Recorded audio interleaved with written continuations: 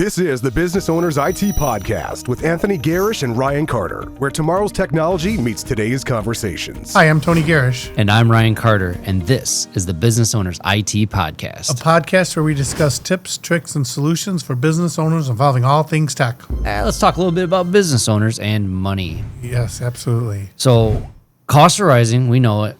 It's been going on for a little while now. Yep. Our labor costs are going up. Equipment costs are going up. But let's just talk a little bit about what's driving costs in IT up and what our business owners maybe need to look out for. Yeah, I mean, so, the biggest, as a managed service provider, right, we provide IT support to businesses. Typically, it's unlimited remote support, unlimited on-site support, and we want to be your IT department, right? And so things that are driving up the cost, right, is labor is the biggest thing, right? We went through some times where inflation was uncontrollable, right? So, in order for our people to have the same lifestyle that they're used to, we have to increase their salaries. I mean, that's one thing.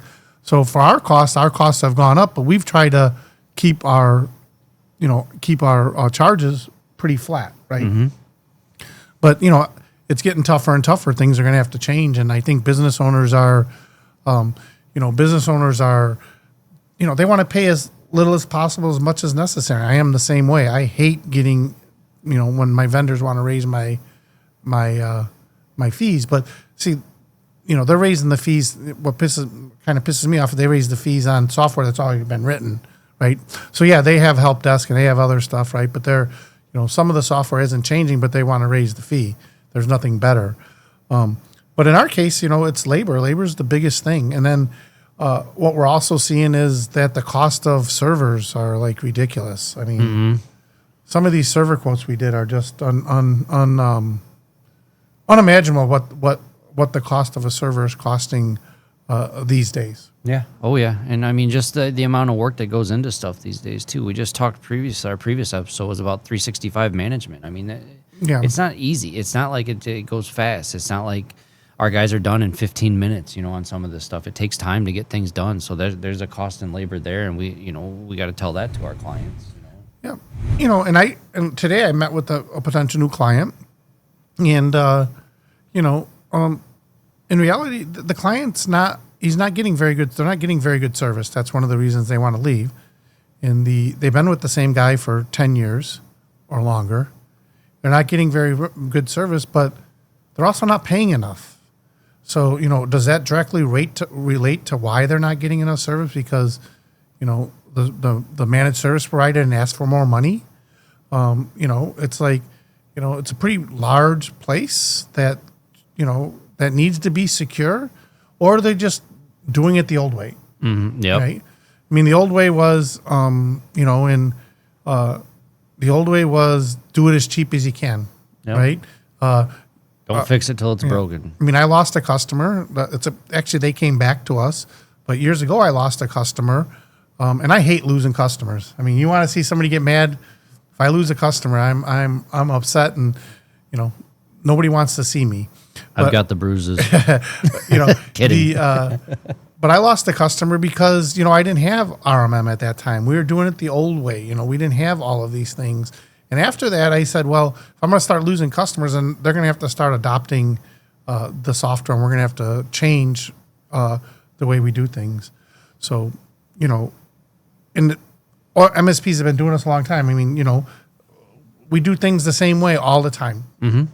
Right? And, things that we've improved. I mean, you could talk about onboarding too. It seems like the onboardings are taking so much more time than they used to take. Yeah. Oh, yeah. 30 days is my minimum now for an onboarding. Yeah.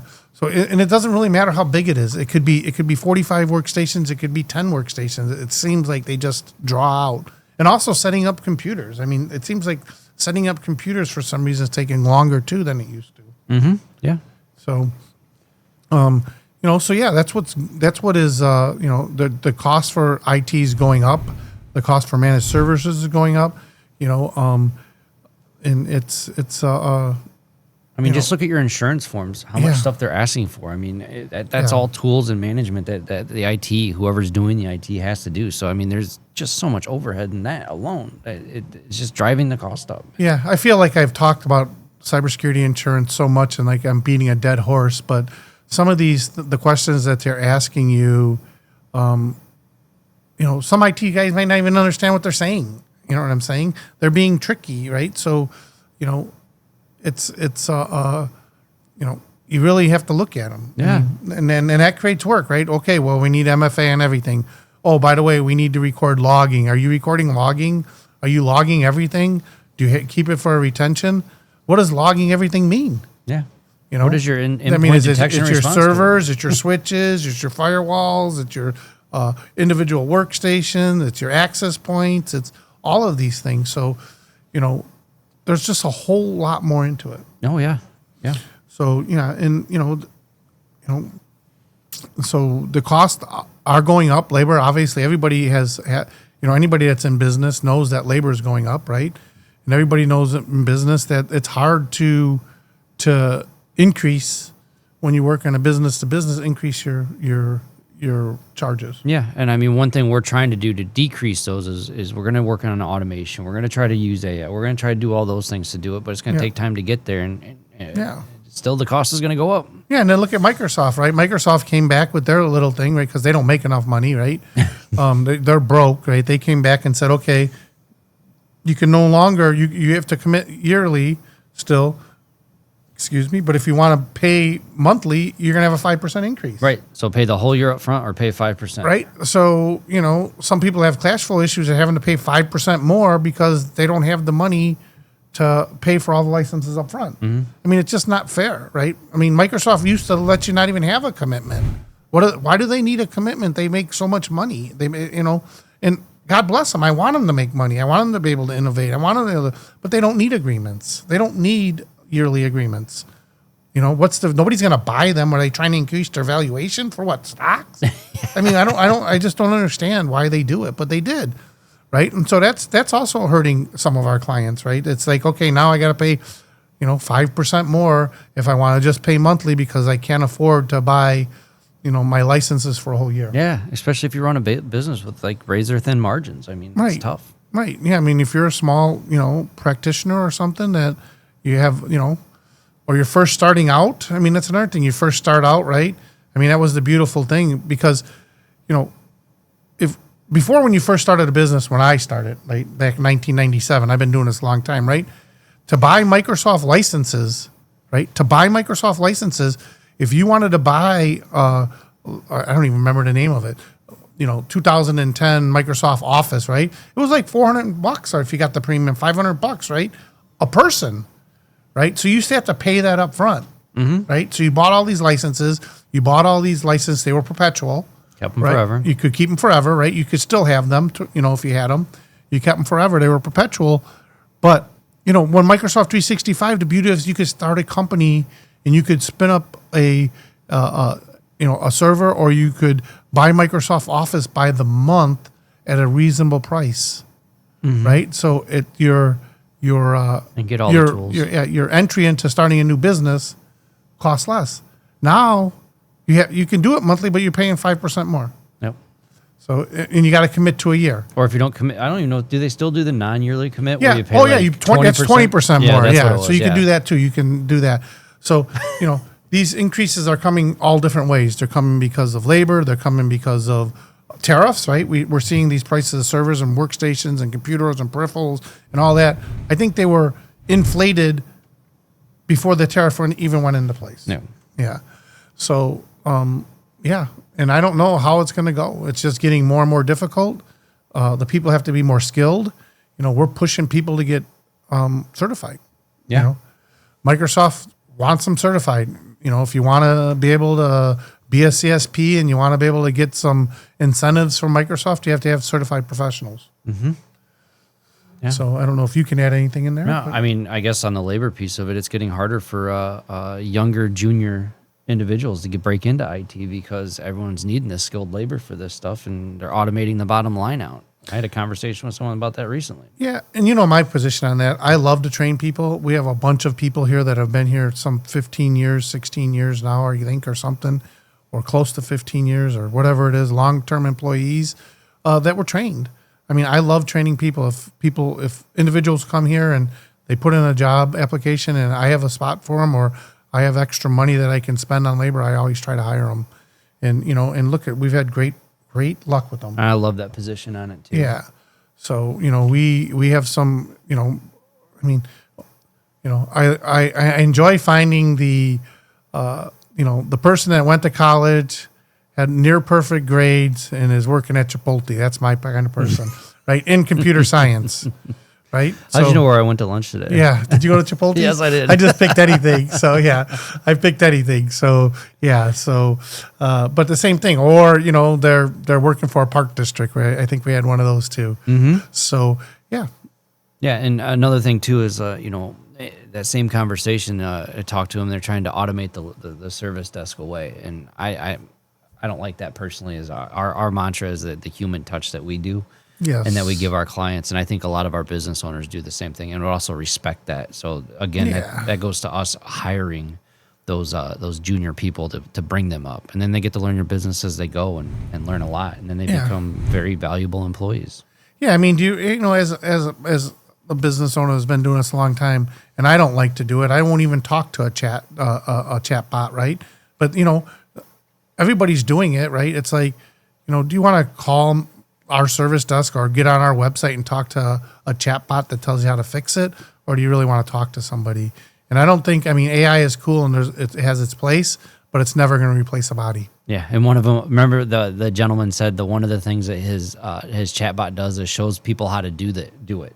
So if they need an email signature, it gives them, it sends them a link on how to do the email signature. That's not why they called. They could have Googled it. Right. Most people I work with, business owners and that, are calling me to do a signature thing. They want us to get on this computer, set up the signature, which is going to take maybe, 2 minutes, 3 minutes, 15 minutes, versus him trying to figure out where it takes it takes him an hour. Yep. They want us to do it, test it, and show that it works instead of us sending a link on how to do it. I'm just not a fan of that. And that's service that increases cost, right? So if you're providing all you can eat support and you give that type of service, that increases the cost of the service. And unfortunately, when you call us, that's the service you're going to get. So our cost will be there for it. Right. We're not going to try to nickel and dime it down and get rid of our people. The other side of that is that I ran into one of these last week where somebody was complaining. We had another potential customer, and he says, I'm paying these guys every month and I get so many hours, or I have a block hour, and if I don't use the hours, they go away. And then I get this huge bill, right? And I've been paying them and I'm not happy with them. Well, I said, well, that's just the way that is, right? That's the agreement that you chose, right? That's why I don't do those, because I had the same problem. Why? Because, that's what you agreed to reduce your rate, right? You're sharing in the cost, right? You have a block agreement that you get so many hours, you're sharing in that cost. And the risk. And that risk, right? So if something happens, you're going to pay more, right? But then when you get charged more, you don't want to pay it, right? And then you have an unhappy customer. And I told you, I don't like to lose customers. So now I try to steer away from them types of agreements. Yep. The all-you-can-eat agreement is worked out very well. I mean, it might come up a little bit in the contract renewals, but hey, we'll talk. Yeah, and the same thing on the time and material customers. People want to do time and materials with us. Well, you want immediate service right now, time and material. You want immediate service like you're a business owner, but you want all of our expertise, but you don't want to pay us. And we have to, in order for us to hire people, we have to, like any business owner, we have to have enough revenue to keep paying those people. So that's why the service model works well in IT business. Yeah, and what's funny is you'll pay your lawyer though. Yeah, you'll pay him for that 6 minutes for that email, but that you want to argue sometimes. I'm getting on a pedestal here, but sometimes you want to argue your IT services bill. Yeah, I mean, and we see that a lot too, right? I have a lawyer, right? They charge you all the time, so it's I've seen the bills. Yeah, I've seen the bills, right? and hey, and I usually just pay them because hey, they provided the service. They use their time. Yeah, they're the experts. Right. So 100% agree. All right. I don't really have much of a tip of the week here on that one, but yeah. All right. Well, everybody, I hope you enjoyed the podcast. Business owners, if you have questions about how to reduce your cost or anything related to IT and labor and charges, hey, leave a comment and we'll help you out. Yeah, we'll find ways to get a hold of each other and we can always have a nice chat about it. But yeah, please drop a comment and we'll help you out. Yep. Thanks again for joining, and we hope to see you next week. Yep. See you next week. Unique Computing Solutions. Your IT challenges solved.